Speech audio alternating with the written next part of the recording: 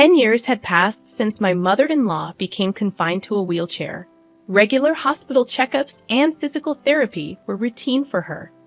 On this particular day, she was undergoing tests, and I found myself waiting in the hospital's waiting room before her therapy session. In the midst of my thoughts, a doctor suddenly pulled on my arm, a deep concern etched on his face. "I'm going to speak with her primary doctor about this," he announced. Gently releasing my arm, I observed that the doctor in front of me was a man, whereas my mother-in-law's primary doctor was a woman. Confused about the need for a doctor who wasn't her primary to discuss her case, I questioned the situation. The male doctor hastily grabbed my hands, realizing my suspicion. "There's something neither your mother-in-law nor her primary doctor should hear. That's why I only want to tell you," he explained. Intrigued, I took a step closer to him. "My name is Julie, a 37-year-old office worker. Recently, I've been working remotely for a small and medium-sized company. However, the doctor's revelation seemed unrelated to my mother-in-law's condition." He continued, "When I was a child, my mother left home, and I was raised by my father in a single-parent family. Despite my father's warnings about my mother being a spendthrift, I never felt lonely due to the love he showered on me. I eventually went to college and found a job, leading an independent life. 14 years ago, I married Mike. His mother warmly welcomed me into their family, treating me like her own daughter. However, tragedy struck when my mother-in-law was involved in a car accident, leaving her wheelchair-bound. Despite various caregivers, her condition deteriorated, and she expressed loneliness, prompting us to move back to care for her temporarily. As my husband and I visited her, she seemed relieved and began to smile. However, when we mentioned returning to work, her demeanor changed, and she didn't allow us to leave. My mother-in-law pleaded with desperation, her voice nearly hysterical. "No, please, both of you don't leave. Don't leave me alone." Attempting to calm her, I assured, "Mike really needs to return to his job, but I'll talk to my company and see if I can stay here a bit longer. I'll come back as often as I can. Just hang in there for me, Julie." With tearful eyes, she implored, "If you can stay, that would be great. Mike, you better come back, okay? I'll be waiting." After losing her husband, she had endured loneliness for a long time. Our sudden notification of departure likely triggered anxiety and confusion. Her weakened state over the past week heightened her fear of facing loneliness. After discussions with my company, I decided to switch to remote work and operate from home temporarily to care for my mother-in-law. However, her aversion to being alone persisted. Even when I worked from home, she clung to me relentlessly. I couldn't let her be seen by my coworkers, and no matter how close we might be, she'd always be waiting where she could see me. It felt like I was under constant surveillance, leading to a growing sense of resentment. Meanwhile, Mike would come home on weekends and take days off during the week to assist with her care. Despite ongoing physical therapy, her condition showed no improvement, preventing my return to the office. Our personal lives became dominated by her care, leaving no time for just the two of us. The 10th year of this lifestyle marked her 65th birthday, and with each passing year, her dependency on us grew. My husband, unable to bear the situation, reduced his visits year by year. Even if I stepped out for a few minutes, my mother-in-law would panic, insisting I take her with me. Calming her down took ages, and I couldn't go back to our own home. Yet, I couldn't abandon the woman who had welcomed me without judgment or prejudice from a single-parent household. Then, a pivotal moment arrived. During a routine checkup, I accompanied my mother-in-law to the hospital as always. Dr. Mia, a woman in her 30s, had been her trusted doctor for a decade. When my mother-in-law went into the examination room, a young male doctor named Ryan approached me. Startled, he said, "Excuse me, you're Sally's daughter, right?" Sally was my mother-in-law's first name. Ryan explained that he recently joined the hospital and worked in the same department as Dr. Mia. Intrigued, I replied, "Yes, I'm her daughter-in-law. What's going on?" Ryan apologized for the sudden approach and requested a moment to discuss something about my mother-in-law. Curious, I agreed, realizing her appointment probably wasn't over yet. Agreeing to Dr. Ryan's request, he led me to a small private consultation room not far from the examination area. Motioning for me to sit, he took a seat across a small desk, fixing his gaze directly into my eyes. "You're currently living with Sally to take care of her, right?" Dr. Ryan inquired. "Oh yes, that's correct," I replied. I explained that for the past decade, I had been working from my mother-in-law's home while tending to her needs. The increased dependency had left me with little personal time, causing my husband to avoid coming home. Listening intently, Dr. Ryan nodded. I found myself expressing all the frustrations that had built up. Apologizing for the venting, I remarked, "I'm sorry for going on like this." Dr. Ryan reassured, "It's completely all right. Anyway, 10 years, that's quite a commitment." His face turned thoughtful, and then he looked at me with a serious expression. However, before his words could reach me, a scream from my mother-in-law pierced the air. Both Dr. Ryan and I rushed to the examination room, only to witness an unthinkable scene that left me speechless. Dr. Ryan urged, "You should leave that house as soon as possible. Get away from your mother-in-law." Suppressing my anger, I nodded, and without heading to my mother-in-law, I went straight to the police. Despite skepticism, they promised to investigate. I hastily packed my belongings from the house, the disturbing image from the hospital replaying in my mind. An hour later, while still packing, I explained everything to my husband over a call. Numerous calls and messages from my mother-in-law flooded my phone, but I continued to ignore them. In the evening, my husband and the police arrived, and that's when I finally answered a call from my mother-in-law. Angrily, she demanded to know why I had left her behind. With a firm attitude, I informed her, "I realized I don't need to live with you anymore. I'm going back to the house where my husband is." Indignant, my mother-in-law ranted and raved. With a sigh, I responded, "Why don't you just walk back home from the hospital? After all, your legs are fine, so you don't need a wheelchair or care, right?" As I continued explaining, my mother-in-law let out a short scream, conveying her extreme upset. I could vividly imagine her emotional turmoil as I disclosed the revelations I had discovered. I shared with her the unsettling information that Dr. Ryan had conveyed and the first-hand experience of witnessing an unexpected turn of events.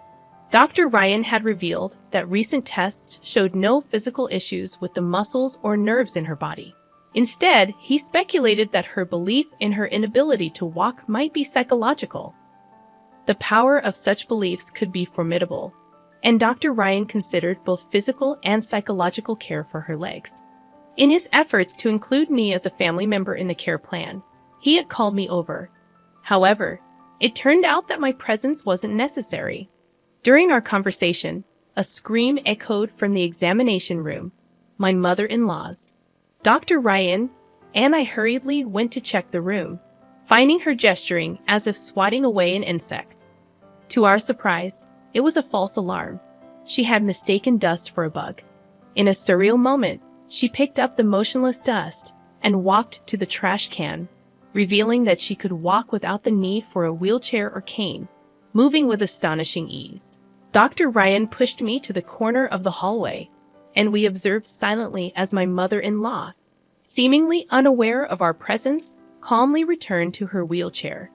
Dr. Mia entered the room, exchanged an envelope with my mother-in-law, and, acting nonchalantly, pushed her wheelchair toward the physical therapy facility. Stunned by the unfolding events, I stood frozen until Dr. Ryan gently shook me out of my daze. He had advised me to leave my mother-in-law's house immediately, and I hurriedly packed, desperate to escape this surreal revelation. Throughout my narrative, my mother-in-law remained silent. Finally, with an audible sigh over the phone, she began to speak, perhaps realizing she couldn't evade the truth any longer. Acknowledging the car accident that initially left her wheelchair-bound, she admitted that thanks to treatments, she could walk with the aid of a cane about 5 years after the incident. Listening in disbelief over the speaker, my husband and I were stunned. What puzzled us most was the purpose of the 12 years we had spent caring for her. She expressed her fear that once we discovered she could walk, we would leave her side. Tearfully, she admitted, "Julie, Mike, I couldn't bear that thought. I feared losing you both, and that's why I kept up the pretense. I truly love you like my own daughter. My mother-in-law had often expressed her loneliness after Mike moved out and my husband passed away.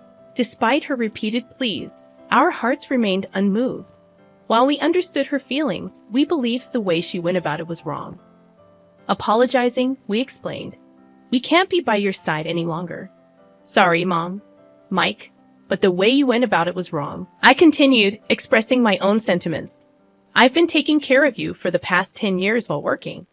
My colleagues have experienced promotions, marriages, and childbirth. Because of your care, I couldn't have a child of my own. I had almost given up on having kids, but now I feel like the past 10 years are in vain. Why did you deceive us to the point of having us care for you? We would have visited you during our time off. Why did it have to be this way?" Though I didn't mean to blame her, tears welled up as the words poured out. With my husband supporting me, I conveyed that I no longer intended to care for her. We decided to leave her house that day and cut off all contact. Despite her protests and hysteria, we hung up, contacting the police, who assured us they would begin an investigation. 2 months later, while at a hospital with my husband, Dr. Mia, my mother-in-law's supposed doctor, rushed over to us. We remembered her with fuller cheeks, but now she looked gaunt and fatigued. Curious about her presence, we reluctantly listened as she approached with a desperate look. Dr. Mia revealed that she knew all along that my mother-in-law's leg was healed. She had accepted money to provide a false disability diagnosis. The money was in the envelope she received from my mother-in-law that day. Due to a recent complaint by Dr. Ryan, the hospital discovered her forgery and fired her immediately. Furthermore, she faced potential arrest for fabricating medical records, and her medical license was likely to be revoked. Incredibly, Dr. Mia insisted that the money wasn't an appreciation gift from my mother-in-law, but hush money from my husband and me. She alleged that we plotted to scam disability pension by making my mother-in-law disabled. However, there was no evidence to support these claims. It was shocking to realize that Dr. Mia, facing legal trouble, had shifted the blame onto us. In disbelief, I responded, "What are you talking about? We haven't done anything like that." Dr. Mia persisted, claiming it was the truth. "I'm going to tell the police everything," Dr. Mia shouted, her eyes red with rage, making us turn pale. While her claims lacked evidence, proving our innocence would be challenging, and the mere thought terrified us. My husband and I were on the verge of tears when a woman approached us, standing between Dr. Mia and us, shielding us from her wrath. Aren't you the head doctor here? I urgently need to talk to you," she said. Upon seeing the woman, Dr. Mia turned deathly pale, quickly putting on a forced smile and approaching her with flattery. The woman glaring at Dr. Mia was the head doctor of the hospital, and she was Yvonne, my mother. Yes, my mother, from whom I was separated as a child due to her divorce, was now a doctor and held a prominent position in a major university hospital. She was one of the people advocating for revoking Dr. Mia's medical license upon learning about her misdeeds. "Oh, you're related. In that case, could you please just hear me out?" Dr. Mia begged, trying to invoke my mother's sympathy. However, my mother shook her head, stating, "Don't mess with me. You and Sally have been deceiving the hospital and the authorities for 10 years, keeping my daughters confined at home. Sally kept them at home because she was afraid to be alone. You, on the other hand, funded your debts from your nightlife with Sally's disability benefits. You frauds need to face appropriate punishment and make amends." Dr. Mia's plea was abruptly dismissed, and realizing there was nothing she could do, she slumped to the ground in despair. Whispers and stares from those around us focused on her, and we couldn't help but watch with indescribable feelings. Suddenly, a strong pull came from behind, startling me. I turned around to find, astonishingly, my mother-in-law standing firmly beside my father. My father angrily shouted at my mother, demanding, "What have you done to Julie?" I was taken aback, wondering why my father was there and why with my mother-in-law. When I heard that Sally was looking for Julie, I wanted to help. "You moved to a place without telling me, And I thought I would meet you if I followed Dr. Mia, my father explained. The reason I hadn't told my father our whereabouts wasn't just because of the family connection between my mother-in-law and him. Since my mother-in-law's car accident, I had asked my father to look after her when I was out for work. During those times, they became close and started dating secretly behind our backs. I had found out about this last year, suspecting their relationship when I saw them talking closely at my in-laws' house. "Give Julie back. I won't let you take her away," my father yelled at my mother, an intensity I'd never seen before. Brushing off his grip, I shouted, "Stop it. I know all the stories you told me about Mom are lies." My father's face went pale at my revelation. Since the divorce, he had been feeding me lies about my mother to ensure I didn't want to meet her. The stories about her treating him like a slave or leaving him for a younger man were all false. My mother, an accomplished doctor, always had a busy schedule, and my father knew this when they married. However, after I started daycare, his attitude shifted drastically. Blaming her for our lack of family vacations, he decided to divorce her, claiming she wasn't a good mother. On my 4th birthday, my father suddenly took me and left home. In reality, it was him who left, not my mother. Following the divorce settlement, even though my mother had a decent income, she couldn't guarantee time for raising me. My father was nominated to live with me. However, my mother had been sending a substantial amount in child support every month. I didn't know this until I met my mother.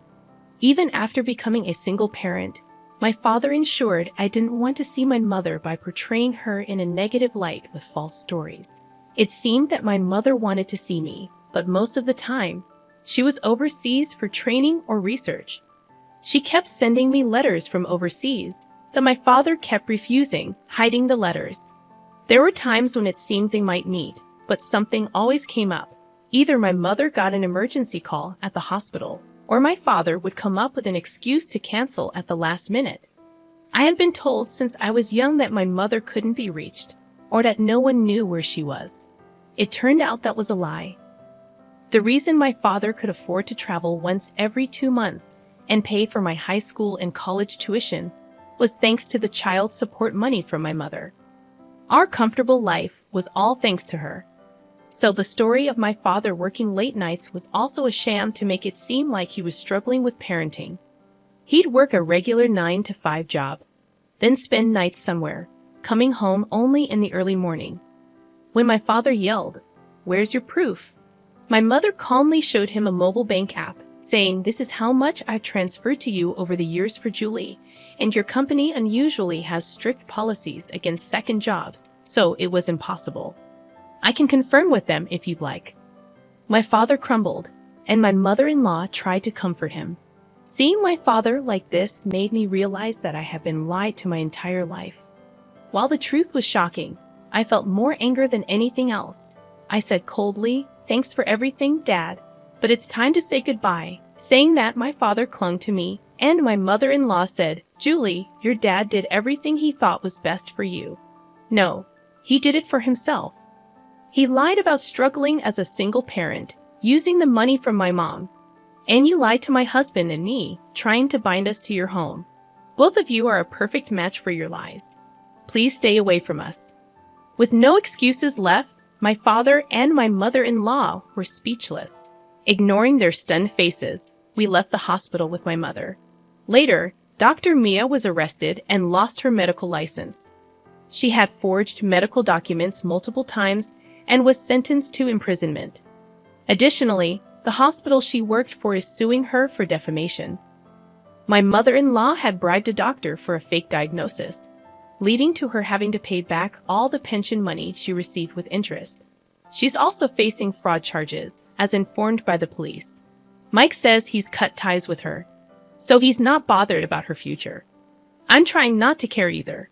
As for me, I realized I had been somewhat dependent on my mother-in-law.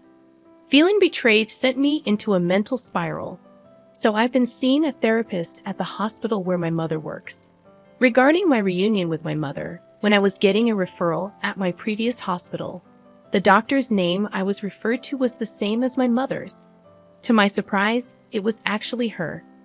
My mother was skeptical when she saw a patient named me, but during the consultation, she realized it was me. Our reunion can only be described as miraculous. I can't be treated by my mother due to hospital rules, but she supports me from behind the scenes. I've been back to my job at the office while still attending therapy.